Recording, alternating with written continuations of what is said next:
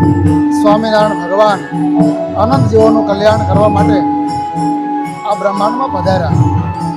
7 વર્ષની વનવિચરણની યાત્રા અને ત્યાર પછી રામાનંદ સ્વામી પાસે ધર્મ ધુરા સ્વીકારી। એ સ્વામિનારાયણ ભગવાન એ ગઢપુરને પોતાની કર્મભૂમિ બનાવી અને સૌરાષ્ટ્ર, કચ્છ, કાઠિયાવાડ આદિ પ્રદેશોમાં એમણે વિચરણ કર્યું। સ્વામિનારાયણ ભગવાન એ આ બ્રહ્માંડમાં પધાર્યા એના મુખ્ય 3 હેતુ હતા।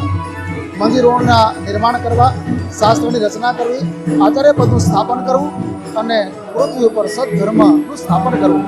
એ કાર્ય પ્રાય જ્યારે પૂર્ણ થતા હતા ત્યારે નક્કી કર્યું કે હવે મારે મનુષ્ય લીલાની સમાપ્તિ કરવી। એટલે સ્વામિનારાયણ ભગવાનનું વિચરણ હતું એ પૂર્ણ થયું અને ગઢપુરમાં પ્રાય સ્વામિનારાયણ ભગવાન વિરાજમાન હતા। એવા સમયે અંગ્રેજ ગવર્નર સર માલ્કમ એ મુંબઈથી કોઈ કામ પ્રસંગે અહીંયા રાજકોટ આવે છે। શોર્ટ ટાઈમ છે અને રાજકોટ આવ્યા પછી એણે લોકોના મુખેથી સ્વામિનારાયણ ભગવાન એના વિશે ઘણું બધું સાંભળ્યું કે જે કાર્ય સરકાર નથી કરી શકતી એ કાર્ય સ્વામિનારાયણ ભગવાન અને એના સંતો કરી રહ્યા છે। સમાજમાં જે અંધશ્રદ્ધા હતી એને દૂર કરી રહ્યા છે, લોકોને વ્યસનથી દૂર કરી રહ્યા છે, સદાચારી જીવન જીવતા કરી રહ્યા છે। એટલે પૂર્વનો કોઈ મુમુક્ષ જીવ હશે તેના હૃદયમાં એવો ભાવ થયો કે મારે એમના દર્શન કરવા છે। કોઈને પૂછવું કહ્યું તો ગઢપુરમાં બિરાજે છે, અહીંથી પત્ર લખે છે, પત્ર લઈને માણસ ગઢપુર જાય છે, સ્વામિનારાયણ ભગવાનને પત્ર આપે છે, પત્ર વાંચે છે।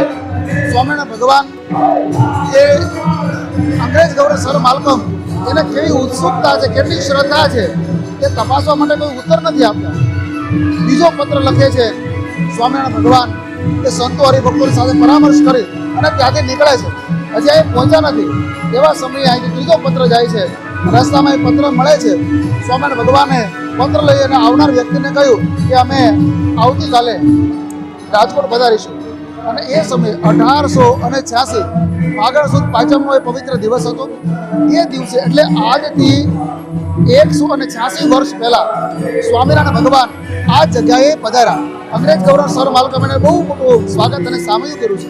સ્વામિનારાયણ ભગવાને એમને સદ ઉપદેશ આપ્યો અને એને દ્વારા ધર્મને સાથે રાખી અને પ્રજાનું પુત્રવત પાલન કરવાની શીખ આપી છે।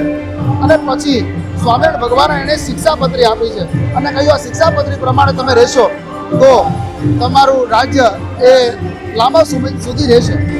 અને પછી સ્વામિનારાયણ ભગવાન જ્યારે અહીંથી વિદાય લે છે અને એ સમયે જે આ બોરડીનું વૃક્ષ દેખાય છે ત્યાંથી પસાર થાય છે અને આ જે છત્રી દેખાય છે ત્યાં સ્વામિનારાયણ ભગવાન સભા કરીને બેઠેલા। અહીંથી જ્યારે પસાર થયા ત્યારે ગોપાળાનંદ સ્વામી એની પાઘમાં કાંટો ભરાય છે અને ગોપાળાનંદ સ્વામીએ કહ્યું કે તારી નીચે સ્વયં પરમાત્મા બિરાજમાન થયા, અહીંયા ઉપદેશ આપ્યો અને છતાંય તારો સ્વભાવ ન છૂટ્યો અને 20 મિનિટે બોરડીના તમામ કાંટાઓ ખરી જાય છે। આજે એ વાતને આજના દિવસે 196 વર્ષ એ પૂર્ણ થાય છે। એટલે સ્વામિનારાયણ મુખ્ય મંદિર ભૂપેન્દ્ર રોડ દ્વારા અહીંયા પ્રતિ વર્ષ આ બોરડી વંદનાનો દિવસ એટલે ફાગણ સુદ પાંચમના દિવસે અહીંયા રાત્રે 9 થી 11:30 સુધી બોરડીના કીર્તનો જે સંતોએ અને માવદાન કવિએ લખ્યા છે એ કીર્તનોનું ગાન થાય, સત્સંગ થાય, પ્રસાદ લઈ અને છૂટા પડે। આજના દિવસે આ 196 બદ્રી વંદના મહોત્સવના ઉપલક્ષમાં અમારા સત્સંગ સેવક પ્રવીણભાઈ કાનાબાર દ્વારા અહીંયા 12 કલાકની અખંડ ધૂન અને સવારે મંગળા આરતી 5:30 થાય ત્યારથી લઈ અને આ ઉત્સવ પૂરો થશે 11:30 12 વાગે ત્યાં સુધી જે ભક્તો આવે તેને ટમેટાનો પ્રસાદ એ અર્પણ કરવાનો એમનો મનોરથ એ આજે પૂર્ણ થઈ રહ્યો છે। 1008 કિલો ટમેટા એનો અર્પણ કરવામાં આવ્યો અને એની પ્રસાદી તમામ ભક્તો સુધી એ પહોંચવામાં આવી। એટલે આજનો એ દિવસ છે એ આખા એ સ્વામિનારાયણ સંપ્રદાય માટે બહુ મહત્વનો દિવસ છે। એક જળ જે બોરડીનું વૃક્ષ ગોપાળાનંદ સ્વામી જેવા સંતોના શબ્દો એને અસર કરે છે ત્યારે આજના દિવસે એ જ ઉપદેશ એ જળ બોરડી એ પણ ગોપાળાનંદ સ્વામીના ઉપદેશથી જો પોતાના કાંટાઓ ખેરતી હોય તો આપણા જે આવા સ્વભાવો છે એ આપણે બોરડીની નીચે સંકલ્પ કરીએ કે આપણા જે આવા ખરાબ સ્વભાવો હોય તેનાથી ભગવાન આપણી રક્ષા કરે। આ બોરડી છે એણે ભગવાનને જોયેલા છે, ભગવાન સ્વામિનારાયણનો સ્પર્શ કર્યો છે।